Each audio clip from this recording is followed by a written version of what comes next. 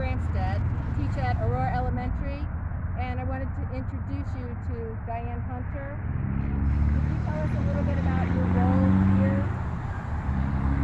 Aya, Japele ne ala kakoke, awa hanungi kakikwe, cheche kokro wings liane, miloneta senia miawikria, seka kweka nehe palanzwa alapa katsiane. Hello, I just introduced myself to you in Niamiata Wenge, the Miami language. I'm Diane Hunter, and I am the Tribal Historic Preservation Officer for the Miami Tribe of Oklahoma, and I am a citizen of the tribe. And my job as Tribal Historic Preservation Officer is to go to places where Miami people live today, but also where historically the Miami tribe lived, and to protect and preserve sites that were important to us as a people. And what parts of the country do you travel? Well, Indiana is the center of our homeland, but we also live into western Ohio, and today the tribe is in Oklahoma. We were forcibly removed in 1846 to Kansas, and then about 20 years later south to northeastern Oklahoma. So we span that whole area. So I have the honor to protect our places in all of those areas between Ohio and Oklahoma, and as far north as Michigan and Wisconsin. We're together here at this site today because this is a site that is going to be changed because they're going to be widening the road in this area, and so they found prehistoric sites.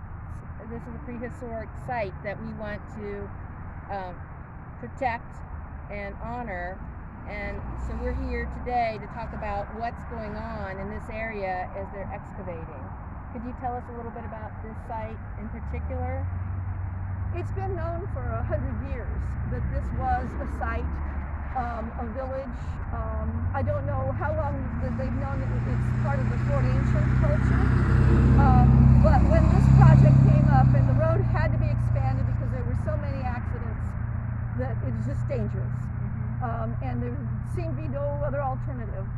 And so we knew that meant that the road was going to be expanded into areas where where people lived and died, and probably from between 850, the year 850, to around 1250, or maybe even a little later. And so we worked with the Department of Transportation to be sure that we had a plan for how we could find out what was here and preserve and protect anything that was found here before the Department of Transportation comes in and starts digging up for the road. And so this is what I do in that whole area, that whole region.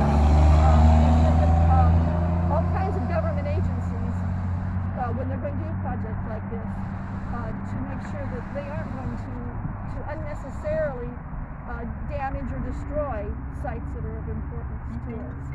Now, when you excavate a site, the artifacts and things that you uncover, where do those eventually end up? Do those go back to Oklahoma, or do they stay in the area that's in the museum in that area? It depends on what they find and who's doing the projects, but often, certainly anything of significance will go to a museum, and that varies depending on where the project is. If there are human remains, in other words, if there was a burial found, unfortunately those people have to be removed from their burial site. And there is a legal process. It's called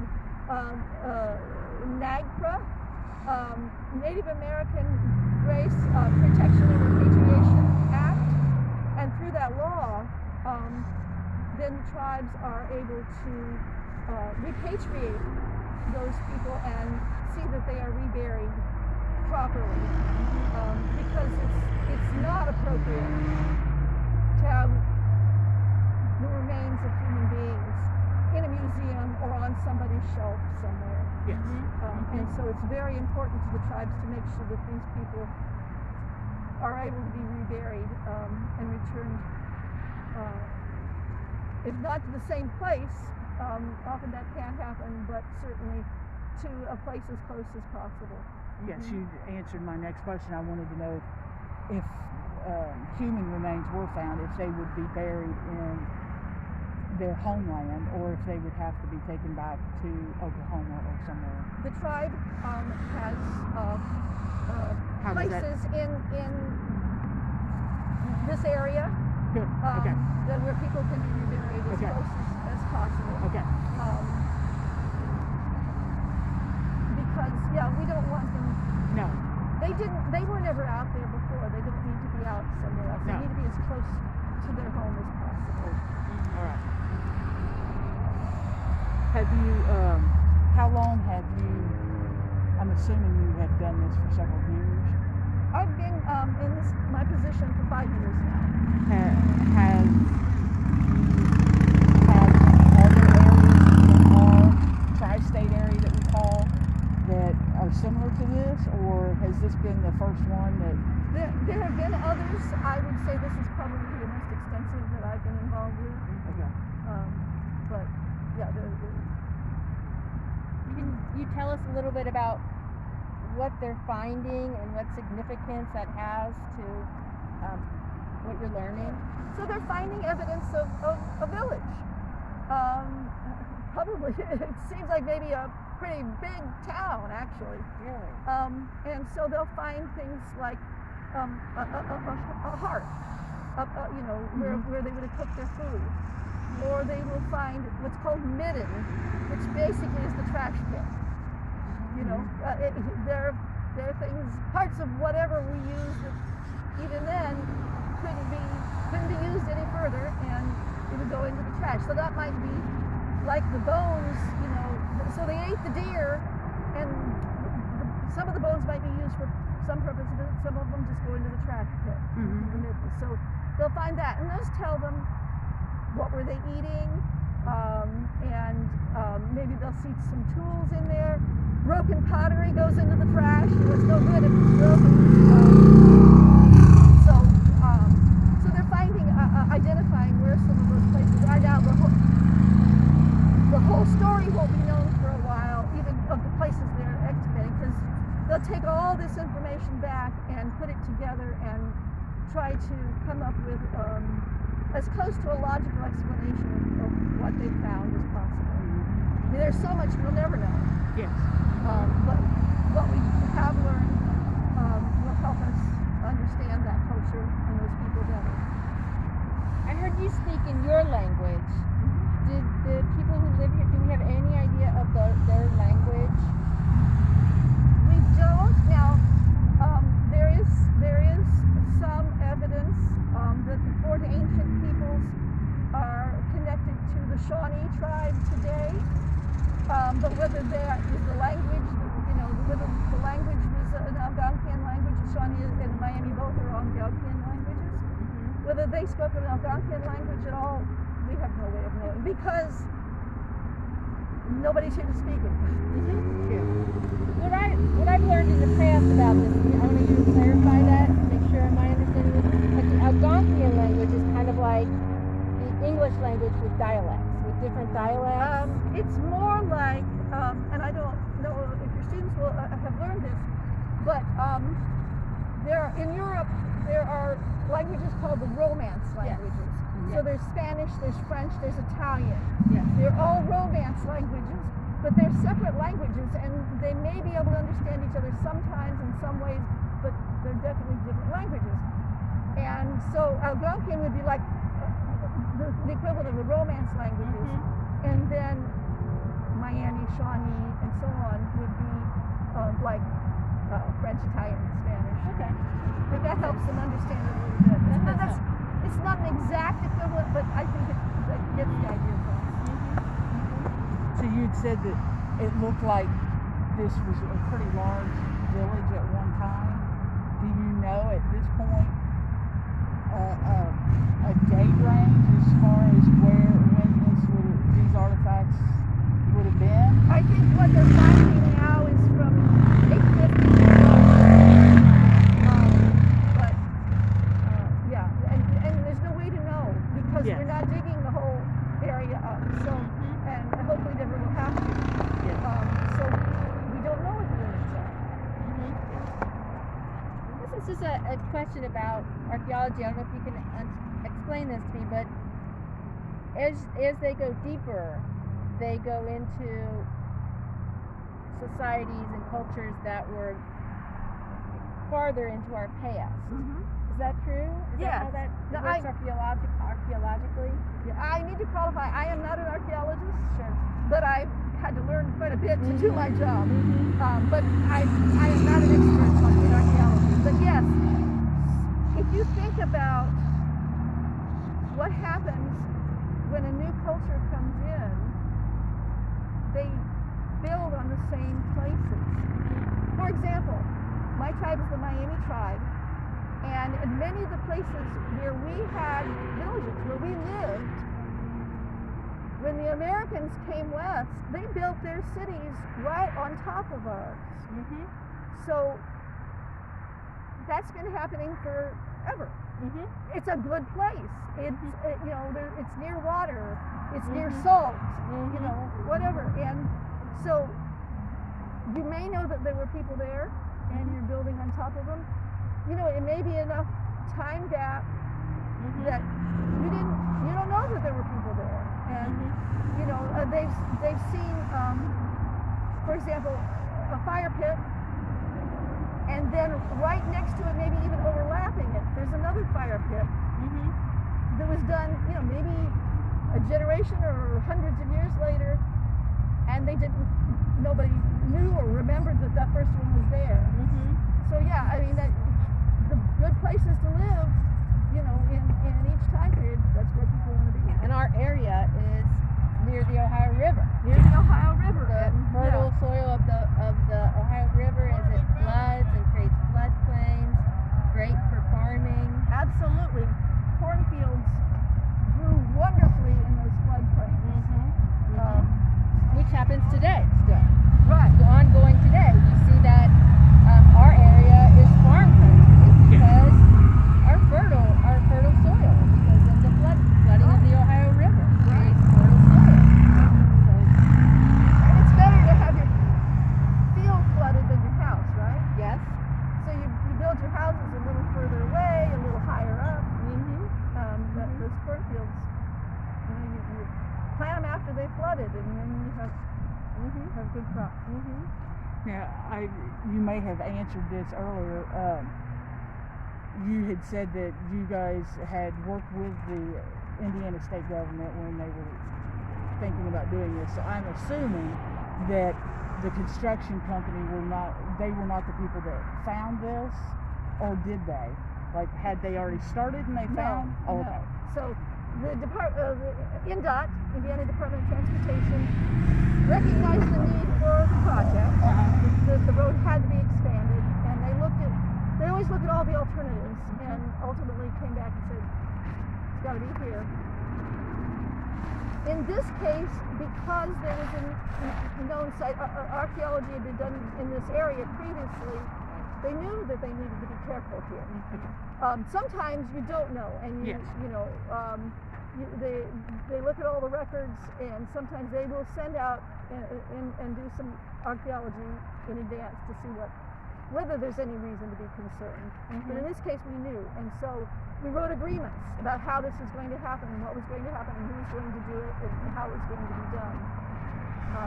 And then the state historic preservation officer has to sign off on it, as do any of the tribes who were in this area who have an interest in the project. So more than just your tribe Yes. is in on the agreement Right. for this project. Yes. Any of the tribes who have a current or historic interest in an area have a legal right to consult about what happens when a project is being prepared. thoughts as far as like a time frame as to how long it may take you guys to continue your expedition and maybe? I don't know. I mean, Okay. we're gonna get to winter pretty soon, Yes. and then things are gonna have to stop. Yes. I don't know whether they may mean they have to come back in the spring. I don't know. Okay. I don't know how long it'll take, and We started this whole project, this thought of coming here because I call the company that is, I think, overall in charge of this project. in the Fishers. archaeology They're project. in Fishers, Indiana. I'm not sure. Okay, they're in charge of different mitigation processes. If you are going to uproot any site, like it could be a waterway, or it could be a historical site like this, but their goal is, and their company is based on the idea of trying to help the state whenever they're doing projects like that to do it in a way that is at least disruptive. Is that the way Yes. to say that? Least Yes. disruptive Well, and most respectful. hopefully they do. I won't say that all those companies are as concerned about that, but Yes, hopefully they do. to do it legally. I Yes. guess it's more. To do it legally, yes. Yes. So that's how I started with this, was with a company that is kind of in charge of the mitigation process of this site, and they put me in touch with, is it Dr. Schwartz or Mr. Schwartz? I'm not Schwartz? sure. Yes, I'm not sure either. Kevin Schwartz is the lead archaeologist for the project here, and then he put me in touch with you also. Well, we want to thank you for your time, Glad you did. and thank you for being with us and telling us, enlightening us. I'm always on what glad you're to doing. share about what I do. That's part of my job is to share that, but also to share about our tribe and who we were and who we are today. Can you tell us I don't want to, I know that you're busy, but you didn't really talk about, can you tell us just a little bit about what their culture was like, or what? I'm not really an expert on the Fort Ancient culture. I think Okay. somebody else to do. Okay. Thank you very much. Thank you. You're Thank welcome. you. Thank you.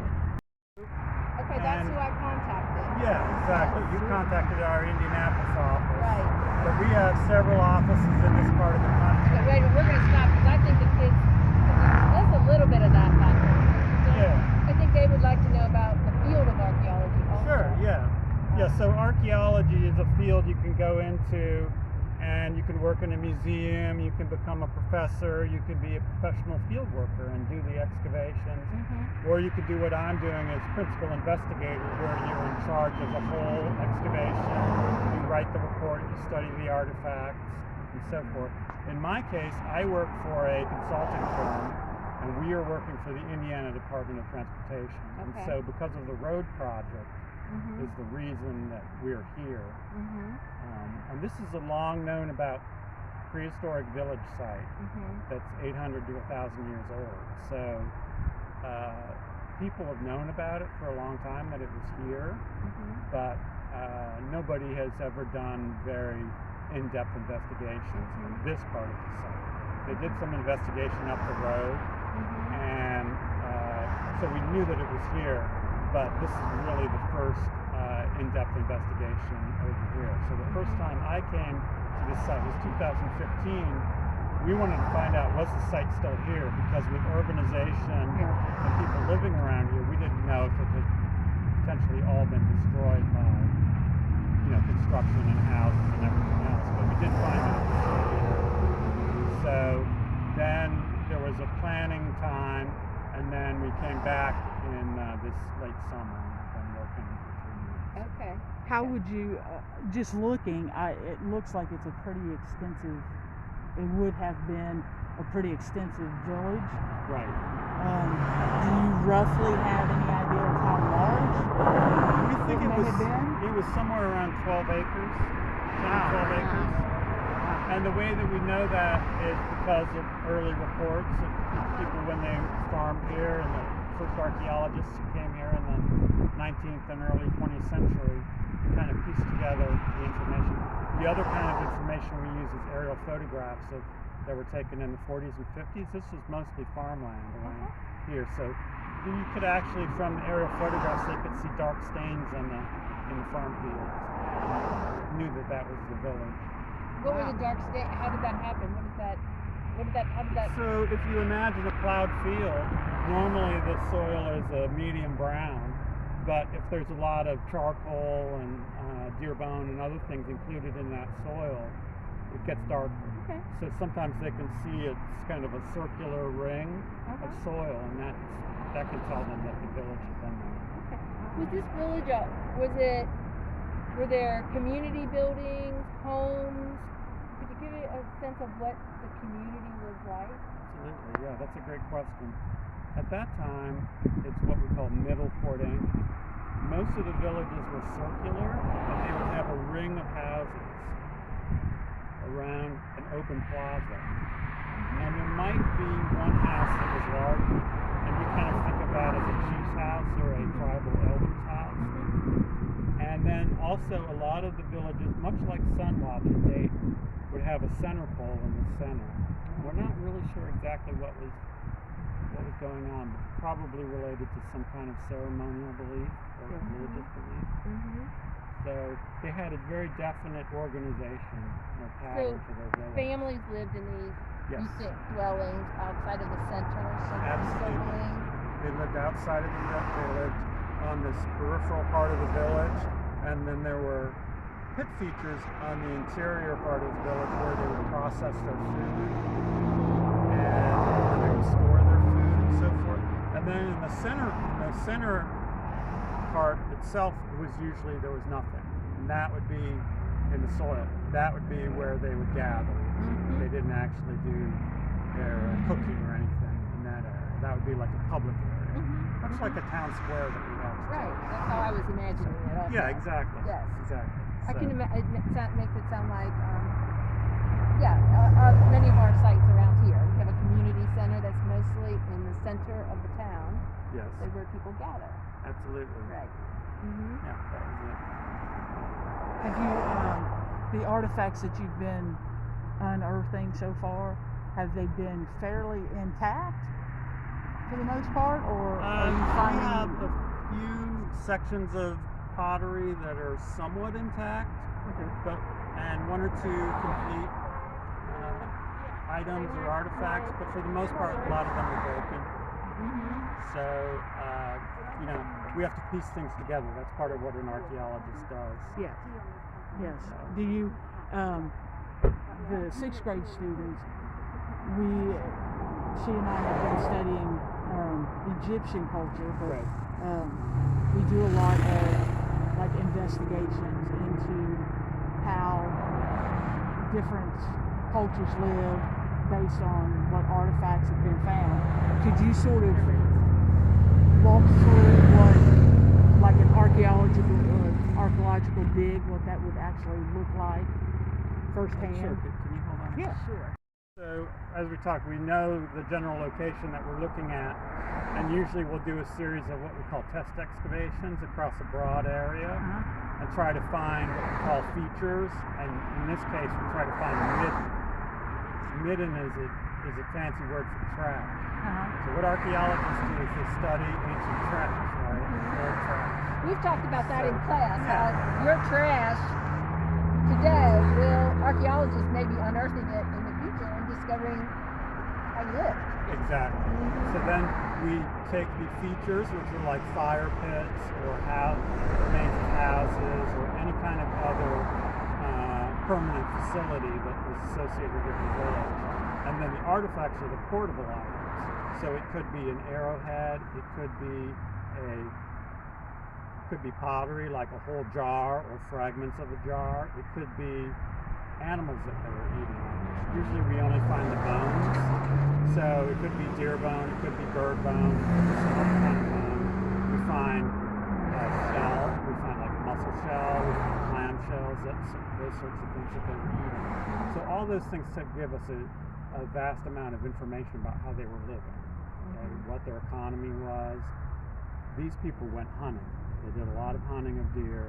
They had little arrowheads, and they would shoot their bows and arrows, and that would hit the deer. And much like today, they would then take the deer back to where they were living, process it, and get a certain amount of meat, and then the bones would usually be rough meats. And correct me if I'm wrong, all of that's done by hand. It's all done by hand. Yeah. So we have the stone tools, they're called scrapers, that they would scrape the flesh off the bone of the deer, and then they would cook it, and that's what the pottery is about. They would have a pottery jar that they would put on a fire, and then they would cook meat and vegetables, and they ate corn, so they could make corn gruel and different things like that. Corn gruel would be a little bit like oatmeal to us, corn grits. Yeah. It's a better analogy. But they had a whole series of ways that they made a living. And then they had a communal life too. You know, they had, like, we found little fragments of jewelry, they're shell beads. So they would wear jewelry, and they would have different kinds of clothing. A lot of times we don't find the clothing because that has all decayed away. But we do find the tools that they used to make the clothing. So they would use a piece of deer bone and sharpen it on one end, and then they would use it to puncture deer hide.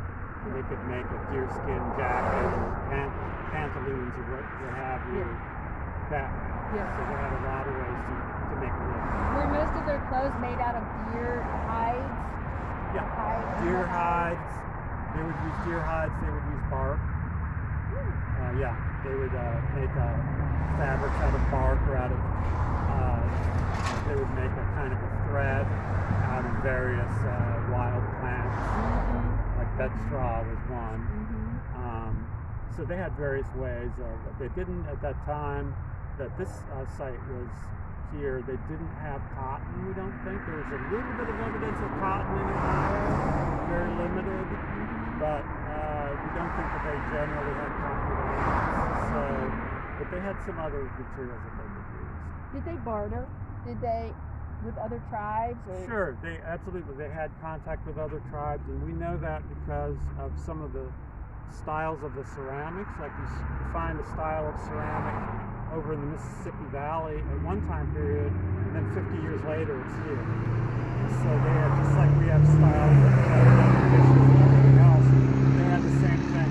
So you see that contact that way. Also, they would trade precious goods, or even just utilitarian goods like stone that they would use to make stone tools. A really fine quality flint could be traded hundreds of miles. And then also other kinds of stone that were really rare. They would trade to like obsidian, galena, copper. Most of the copper came from the upper Great Lakes. So to get down to the Ohio Valley would be a series of probably barter exchanges or some other form of exchange. So they had very much of the same system. How did they transport this? How did they get up to the Great Lakes? Yeah, that's a great question. Most of the transport was by walking, but then they also were great river and lake canoeists. So they had canoes even much earlier than this, back in what we call the Archaic period, several thousand years ago. They could canoe across bodies of water. So traveling up and down rivers was the biggest way that they could do long distance travel. Can we say that this group was more, would you consider this group a nomadic group that traveled? They Or moved did they pretty around, much but stay? they lived in villages, so they were invested in one particular place. In fact, they built palisades or walls around their villages sometimes. To protect themselves? To protect themselves. So there was some conflict, and they had neighbors, and they had to form boundaries of some kind, but they also had interconnections. So they did travel, but they were a little bit less nomadic than some of the earlier groups. Because they were doing what we call horticulture. They didn't have vast fields of maize, but they had small gardens with maize. And they grew beans and corn and squash and things like that. As a teacher of this topic in the past, we have learned that there was a transition from being a nomadic people to being more stabilized in one location because of farming, because of growing. Exactly. Is that? Yeah, and we find what we call stone hoes and shell hoes. which would be digging tools. Now you could use it to dig out a pit, like we saw all the pit features earlier. You could dig out a pit, or you could use it to dig out a little garden bed, just like you would today in your side yard or your backyard. Dig out a garden bed. So by the time you've invested all that effort in preparing a garden bed and growing crops, you don't want to move next month because those crops will be abandoned. So once you have some horticulture, you have to stay more in one place. You know, there's not as much moving around. I don't want to keep you. I know you're busy, but I love this topic. It's interesting. What do kids do? Kids, the Native Americans had games. There was lots of games.